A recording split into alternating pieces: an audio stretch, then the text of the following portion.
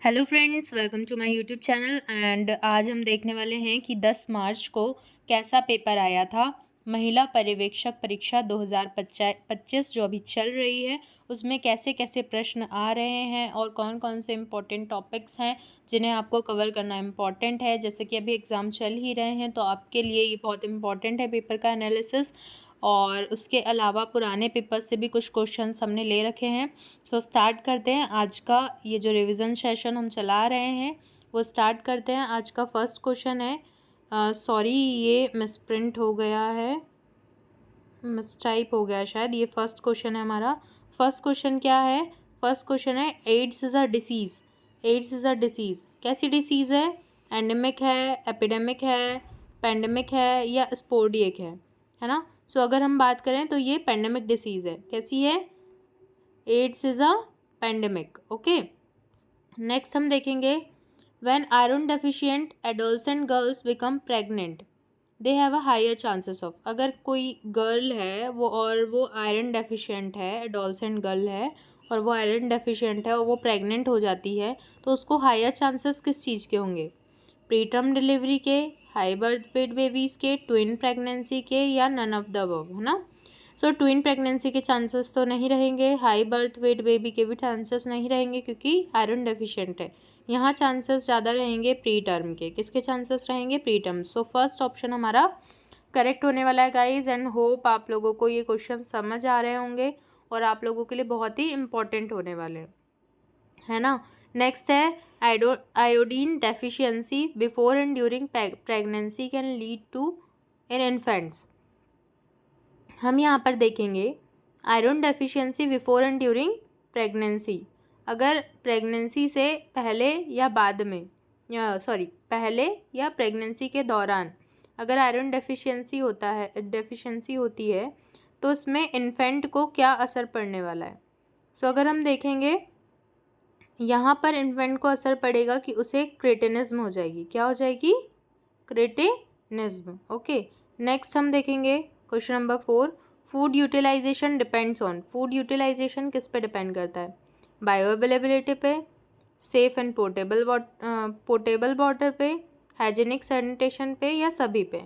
सो अगर हम बात करें फूड यूटिलाइजेशन का मतलब खाद्य उपयोग, है ना, तो ये बायो अवेलेबिलिटी पे भी डिपेंड करता है, सेफ एंड पोर्टेबल वाटर पे भी डिपेंड करता है, हाइजीन और सैनिटेशन पे भी डिपेंड करता है। तो उसका करेक्ट आंसर क्या होने वाला है? All of the above. Fifth question देखेंगे, causative agent of typhoid is. बहुत इजी क्वेश्चन है। कॉजेटिव एजेंट क्या है टाइफाइड का? सैल्मोनेला टाइफी, है ना। पिछले वीडियो में हमने देखा था कि मलेरिया से क्वेश्चन आ रहे थे।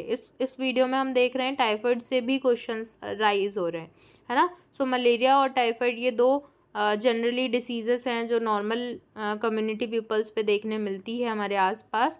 सो इन पर से क्वेश्चन सबसे ज़्यादा आ रहे हैं, तो आप इन डिसीज़ों को अच्छे से कवर करिए। नेक्स्ट क्वेश्चन देखेंगे। नेक्स्ट क्वेश्चन है, which of the following factor affect foetal growth during pregnancy. इनमें से कौन सा फैक्टर है जो अफेक्ट करता है फीटल की ग्रोथ, मतलब शिशु की वृद्धि को प्रेगनेंसी के दौरान। सो हम देखेंगे nutritional status, hygiene and sanitation, genetics, ये तीनों ही अफेक्ट करते हैं। सो इसका करेक्ट आंसर क्या आने वाला है? इसका करेक्ट आंसर आने वाला है all of the above. Next question हम देखेंगे question number 7, which of these following pair of disease caused by virus. इनमें से कौन सी पेयर ऑफ डिसीज़ है जो कि वायरस से होती है। सो हम देखेंगे यहाँ पर होने वाली है हमारी रेबीज़ एंड मम्स। क्या होने वाली है? रेबीज़ एंड मम्स, जो वायरल डिसीजेस हैं। Typhoid and tetanus, typhoid salmonella typhi, tetani virus, है ना, और टेटेनी बैक्टीरिया, ये दोनों जो है ये बैक्टीरियल डिसीज़ है। कोलेरा एंड ट्यूबरकुलोसिस भी बैक्टीरियल है। सो अगर हम माइकोबैक्टीरियम ट्यूबरकुलोरी, है ना, ट्यूबरकुलोसिस। और इसके अलावा देखेंगे हम रेबीज़ एंड मम्प्स की अगर बात करें तो ये वायरल डिसीज़ है। नेक्स्ट क्वेश्चन हम देखेंगे, anthropometry measurement such as height, weight, skin fold, thickness are valuable indicator of. अगर हम बात करें एंथ्रोपोमेट्री मेजरमेंट, जैसे कि height, weight, skin fold, thickness और, है ना, ये सभी किसके इंडिकेटर हैं? तो हम यहाँ पर देखेंगे न्यूट्रिशनल स्टेटस इसका करेक्ट आंसर आएगा, क्योंकि जब भी हम न्यूट्रिशनल स्टेटस देखते हैं तो हम एंथ्रोपोमेट्री देखते हैं। एक पर्सन की एज, उसकी हाइट उसकी वेट, उसका स्किन फोल्ड थिकनेस, ये सब हम चीज़ें न्यूट्रिशनल स्टेटस चेक करने के लिए देखते हैं। नेक्स्ट क्वेश्चन है, the toxin present in kesari dal leads to disease called lathyrism. ऐसा कौन सा टॉक्सिन प्रेजेंट होता है केसरी दाल में जो लेथिरिज्म नाम की डिसीज करता है ना। सो अगर हम बात करें, यहाँ पे आएगा बीटा ऑक्सिल अमीनो एलेनिन, है ना। सेकंड ऑप्शन हमारा करेक्ट होने वाला है। कौन सा ऑप्शन करेक्ट होने वाला है? सेकंड, बीटा ऑक्साइल अमीनो एलेनिन, ये है हमारा करेक्ट आंसर जो कि केसरी दाल में प्रेजेंट होता है। नेक्स्ट हम देखेंगे question number 10, a macronutrient whose primary function is tissue growth and maintenance. Macronutrient जिसका प्राइमरी फंक्शन क्या है? टिश्यू ग्रोथ, तो वो क्या है? अब हम बात करें मैक्रोन्यूट्रिएंट की, तो यहाँ पर ये तीनों ही मैक्रोन्यूट्रिएंट हमारे सामने दिख रहे हैं, बट टिश्यू ग्रोथ के लिए क्या रिस्पॉन्सिबल है? यहाँ पर प्रोटीन रिस्पॉन्सिबल है। नेक्स्ट क्वेश्चन देखेंगे, इनएडिक्वेट pituitary function and elevated plasma growth hormone is associated with. अगर हम बात करें पिट्यूटरी के इनएडिक्वेट फंक्शन से या फिर प्लाज्मा ग्रोथ के एलिवेशन से, है ना, elevation of plasma growth hormone अगर एलिवेट होता है तो वो किसकी वजह से होता है? वो होता है PEM, प्रोटीन एनर्जी माल न्यूट्रिशन की वजह से। फर्स्ट आंसर इसका सही होने वाला है। नेक्स्ट क्वेश्चन हम देखेंगे, mumps is an infection of. Mumps की बात करें तो मम्स किसका इन्फेक्शन है? पैरोटिड ग्लैंड का। किसका है? पैरोटिड ग्लैंड का, जो क्या है? एक one of the salivary gland है। नेक्स्ट हम देखेंगे, नेक्स्ट है, goal of the treatment of tuberculosis is to. Tuberculosis के उपचार का लक्ष्य क्या है?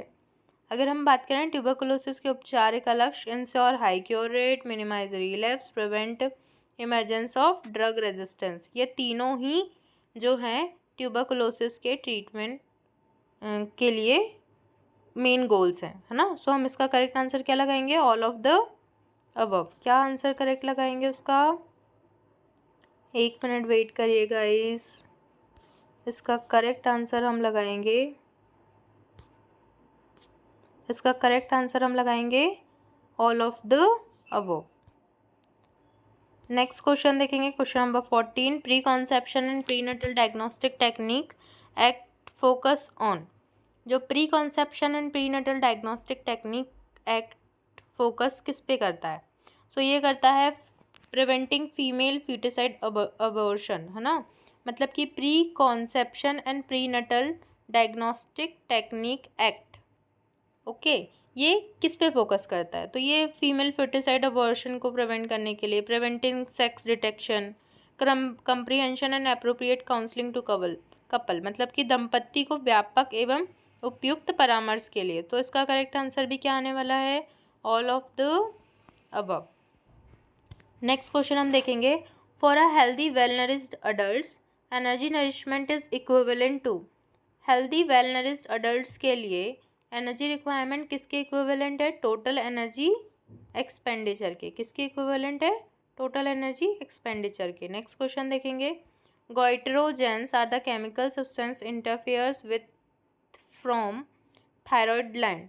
अब यहाँ पर दो चीज़ें दी हुई है, पहला तो थायराइड ग्लैंड और दूसरा गोइट्रोजेंस, है ना। अब हमें नहीं पता गोइट्रोजेंस क्या होता है, बट हमने गोइटर तो सुन रखा है ना, तो वही कह रहा है ये, goitrogens are chemical substance interferes with the thyroid gland. तो यहाँ पर हमें करेक्ट आंसर, गोइटर से क्या रिलेटेड है हमें जल्दी देखना है। B1 रिलेटेड है? नहीं। B3 रिलेटेड है? नहीं। B6 रिलेटेड है? नहीं। बट आयोडीन जो है वो गोइटर से रिलेटेड है, ओके।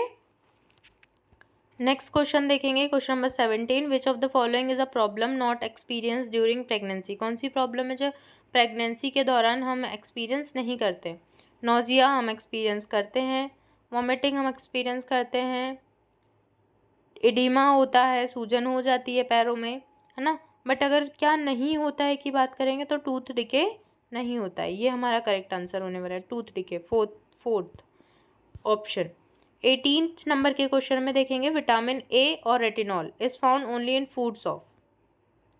अगर हम बात करें विटामिन ए और रेटिनॉल कौन से फूड्स में सिर्फ पाया जाता है, तो जो एनिमल ओरिजिन के फूड होते हैं उनमें विटामिन ए और रेटिनॉल पाया जाता है। For a healthy outcome of pregnancy expectant mother should be given supplementation of. Pregnancy की हेल्दी आउटकम के लिए एक्सपेक्टेंट मदर को क्या सप्लीमेंटेशन देना चाहिए? तो हम उसकी बात करें तो आयरन एंड फॉलिक एसिड देनी चाहिए हेल्दी प्रेगनेंसी के लिए। Next question number 20, it is defined as the weight in kilogram divided by square of height in metres. ये क्या कह रहा है? हम वेट को किससे डिवाइड करेंगे? हाइट के स्क्वायर से। ये किसका फॉर्मूला है? ये सुना सुना सा फॉर्मूला लग रहा होगा आपको। ये फॉर्मूला है हमारा BMI का। किसका फॉर्मूला है? बॉडी मास इंडेक्स, BMI का। सो इसका करेक्ट आंसर क्या होने वाला है? First, BMI। So guys thank you. आज का सेशन हम यहीं पर एंड कर रहे हैं। इसी के साथ आज के क्वेश्चंस जो थे, जो 10th मार्च को मुझे कुछ क्वेश्चंस लग रहे थे, वो एनालाइज हुए हैं किस किस टॉपिक से आए होंगे। एंड होप सो आपको वीडियोस पसंद आ रहे होंगे। सो आप हमारे चैनल को सब्सक्राइब करना ना भूलें एंड लोगों को शेयर करें, आपके फ्रेंड्स को शेयर करें ताकि वो भी क्वेश्चंस प्रैक्टिस कर सकें। और इस लास्ट मोमेंट में एग्ज़ाम के आप जितने ज़्यादा क्वेश्चंस प्रैक्टिस करेंगे उतना ही ज़्यादा आपका कॉन्फिडेंस बूस्ट होगा। सो प्लीज़ वीडियो को पूरा लास्ट तक देखें और सारे क्वेश्चन सॉल्व करना ना भूलें। Thank you so much.